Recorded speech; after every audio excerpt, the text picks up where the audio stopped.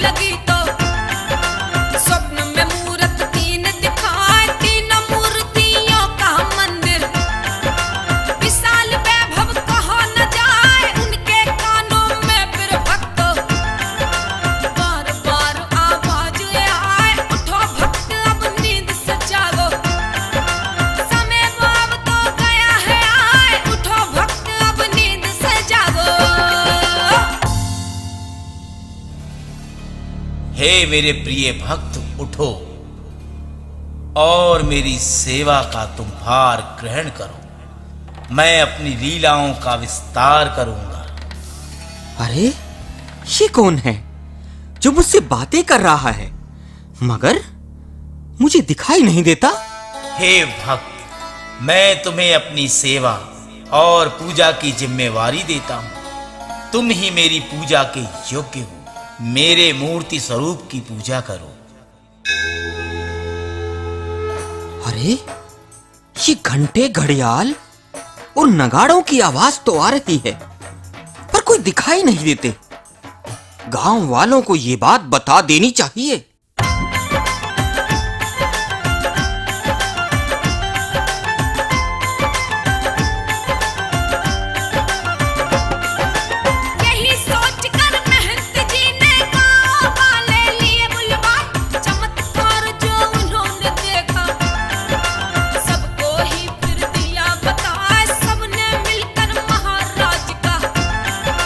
छोटा मंदिर दिया बनवाए, भोग प्रसाद की करी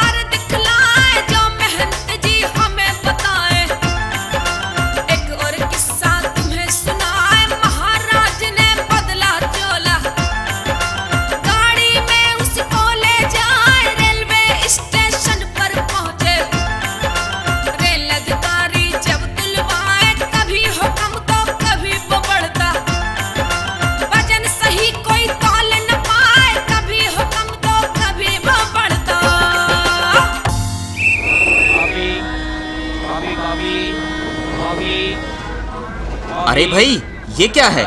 बाबूजी, ये बालाजी का चोला है।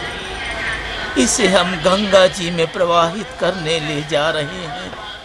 चलो पहले इसका लगेज तय कर लो, इसे तोलते हैं।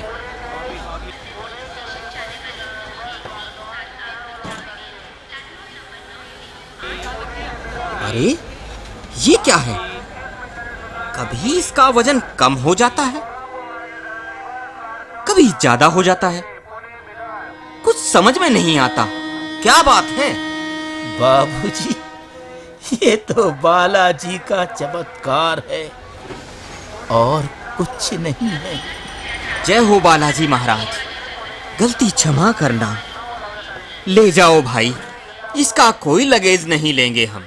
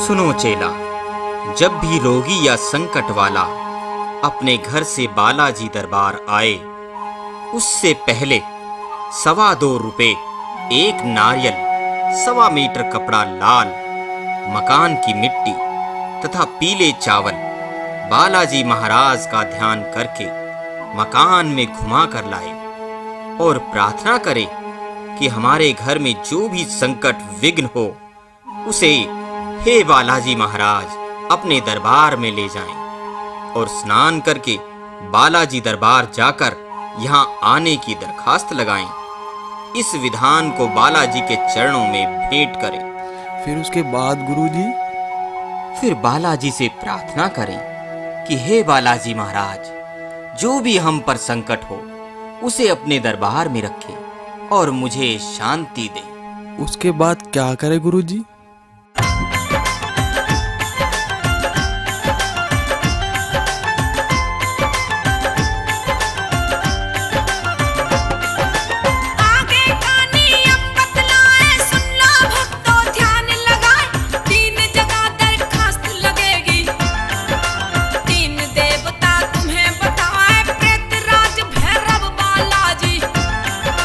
आओ यहाँ दरखास्त लगाए बालाजी से मिल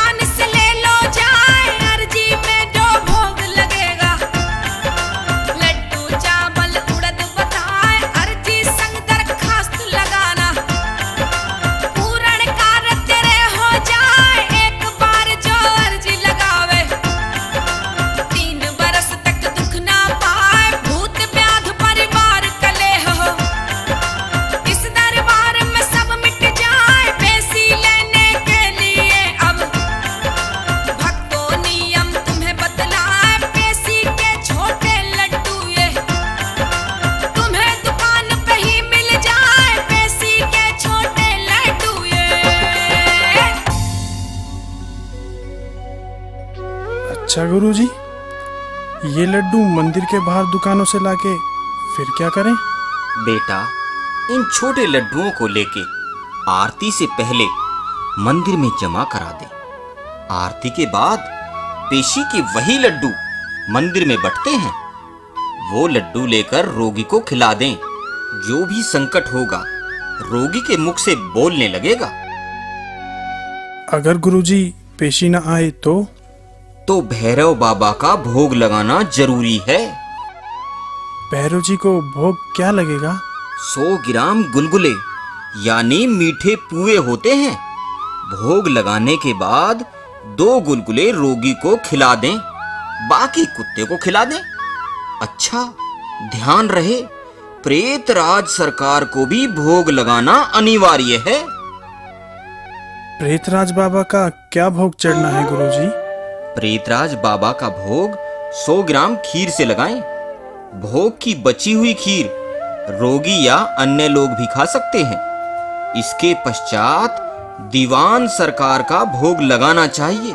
इनका दरबार प्रेतराज सरकार के पीछे है। दीवान सरकार का भोग भी बता दीजिए गुरुजी।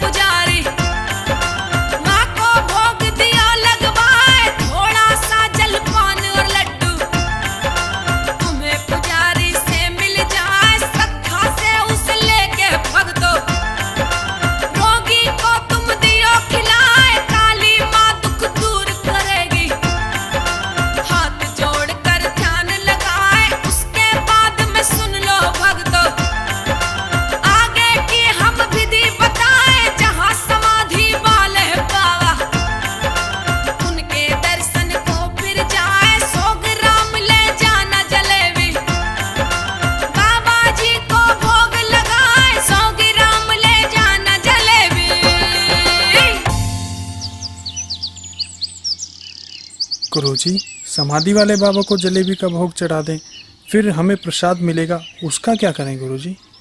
समाधि वाले बाबा को भोग लगाकर 2 जलेबी रोगी को खिलाएं और बाकी बची हुई जलेबी कुत्ते को खिला दें। अगर पेशी न आए तो भंगी बाड़े का भोग लगवाना जरूरी है। इनका दरबार कहाँ है गुरुजी? इनका स्थान श्री प्रेतराज बाबा के दरबार में जाते हुए सीढ़ियों के पास उल्टे हाथ की तरफ है। इनका भोग 7 बतासे और थोड़ी मिठाई, 2 लौंग, 2 इलायची जलते हुए उपले पर रखकर रोगी को धुआं दिलवाएं। उसके बाद गुरुजी? भंगी बाड़े का भोग लगाने के बाद रोगी और उसके साथ के लोग किसी अन्य व्यक्ति को न छुएं, बल्कि जिस स्थान पे वो ठहरे हों वहां स्नान करके शुद्ध साफ कपड़े बदलकर तब श्री बालाजी महाराज के दरबार में जाएं। इसके बाद पीपल वृक्ष पर 1 लोटा पानी, 2 बताशे, 2 इलायची चढ़ा दें। थोड़ा जल बचा के रोगी को पिला दें और प्रार्थना करें कि हमारे संकट कट जाएं।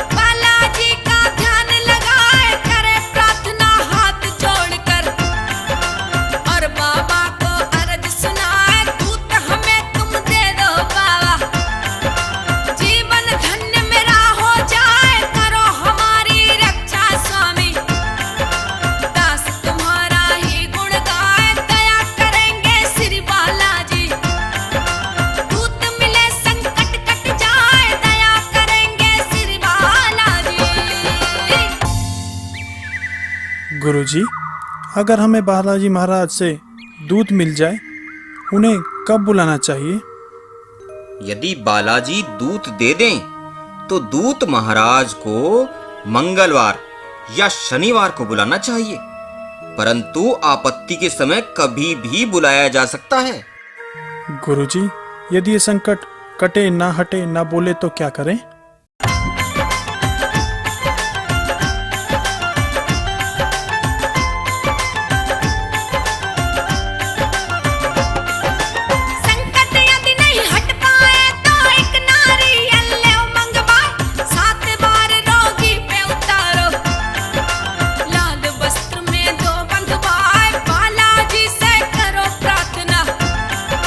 संकट कैद दियो करवाए, मंदिर में वो नरियल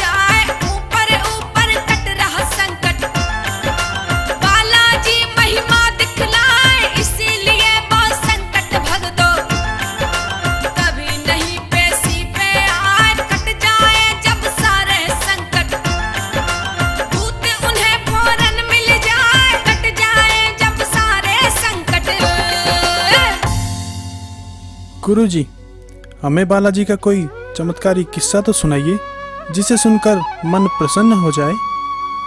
सुन लो बेटा, मैं तुझे एक सेठ का किस्सा सुनाता हूँ।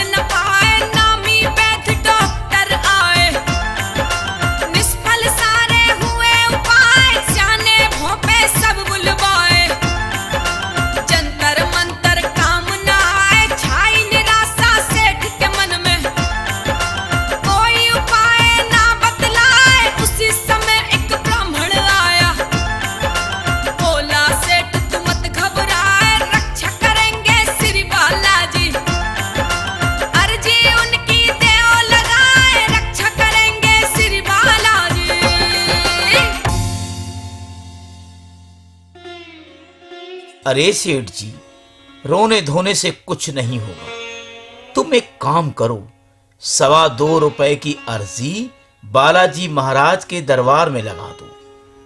जहां तुम्हारा पूजा का स्थान है, वहां इस अर्जी को रखकर बालाजी महाराज से प्रार्थना करो। श्री बालाजी बड़े दयालु हैं, वे जरूर तुम्हारी विनती सुनेंगे। अब विलंब न करो। हे ब्राह्मण महाराज, यदि बालक मेरा ठीक हो जाए तो मैं बालाजी के दरबार में 1.25 मन सोने का सिंहासन चढ़ाऊंगा। ये तो बालाजी महाराज की इच्छा है।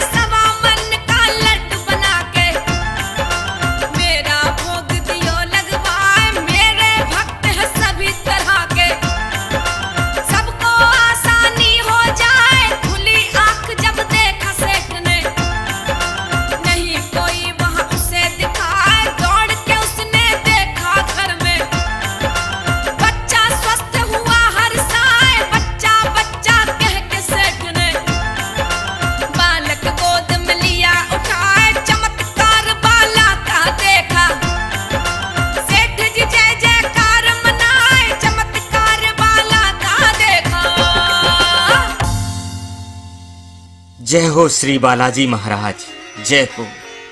तुम्हारी कृपा का मैं बहुत आभारी हूँ। तुमने मेरे पुत्र को प्राण दान दिए हैं। मैं धन्य हो गया प्रभु, मैं धन्य हो गया, मैं धन्य हो गया। ठीक कहते हो जी। अब हम मेहंदीपुर धाम जाएंगे, 1.25 मन सोने का सिंहासन चढ़ाएंगे।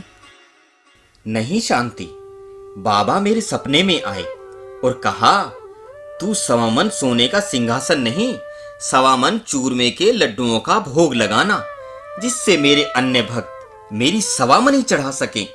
हर किसी की इतनी सामर्थ्य नहीं कि 1.25 मन सोना चढ़ा सके।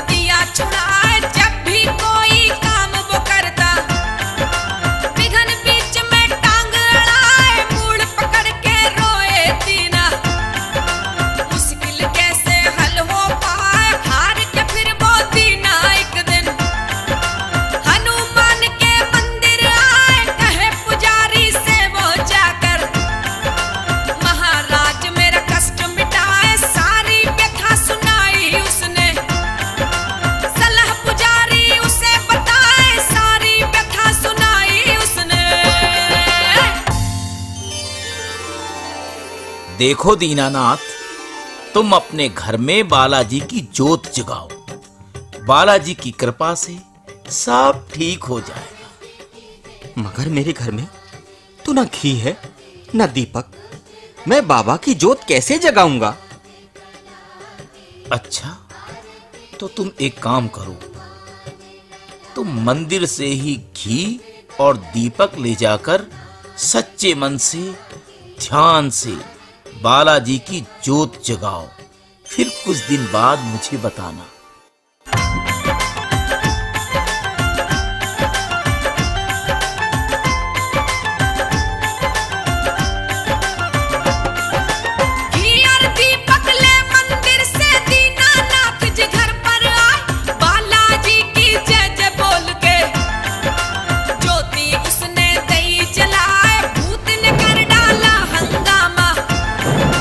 पहले मुझको पूजा जाए, बोला दीना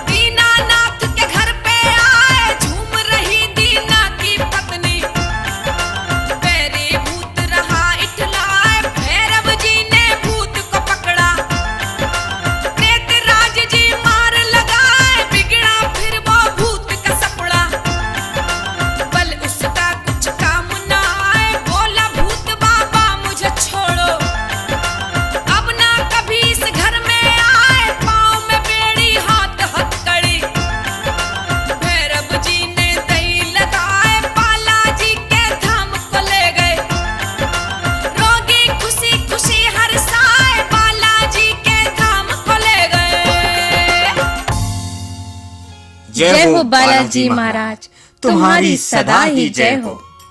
जय श्री कोतवाल कप्तान बाबा, जय हो। श्री भैरव बाबा, तुमने मेरे सारे संकट दूर कर दिए। आपकी जय हो बाबा, आपकी जय हो। हे बालाजी महाराज, मैं तुम्हारे दरबार सवा मनी लेकर आऊंगी। और सुन, बालाजी की जोत अब हम नित ही सुबह शाम जलाएंगे, बाबा का ध्यान करेंगे। जय हो बाबा, तुम्हारी जय हो।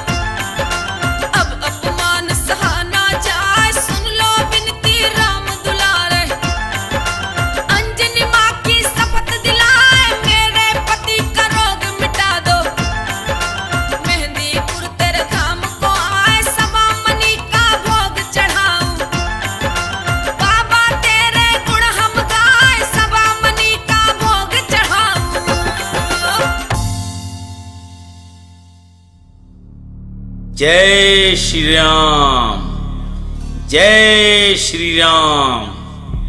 हे देवी माया, हम तेरी भक्ति से अति प्रसन्न हैं और इसीलिए हम तुम्हारे पास स्वयं चलकर आए हैं। तुम्हारे पति के तन का रोग हमेशा के लिए मिट जाएगा। तुम बालाजी की जोत का घी लेकर अपने पति के सारे शरीर पर लगाना। 21 दिन बाद तुम्हारा पति रोग मुक्त हो जाएगा। अब हम चलते हैं। जय श्री राम, जय श्री राम।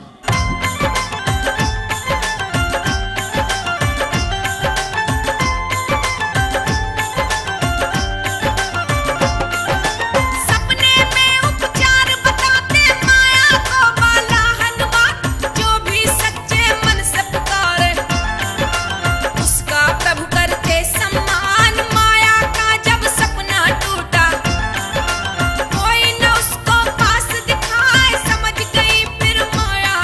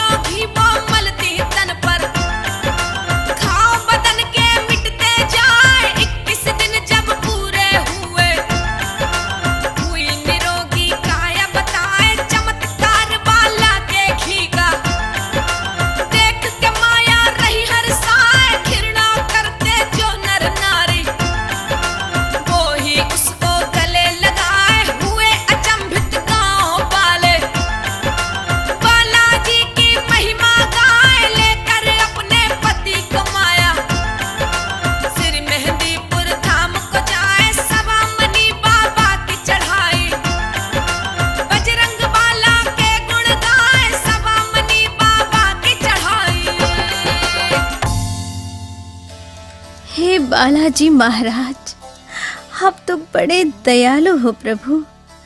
आपकी कृपा से मेरे कोढ़ी पति के तन का रोग पूरी तरह मिट चुका है।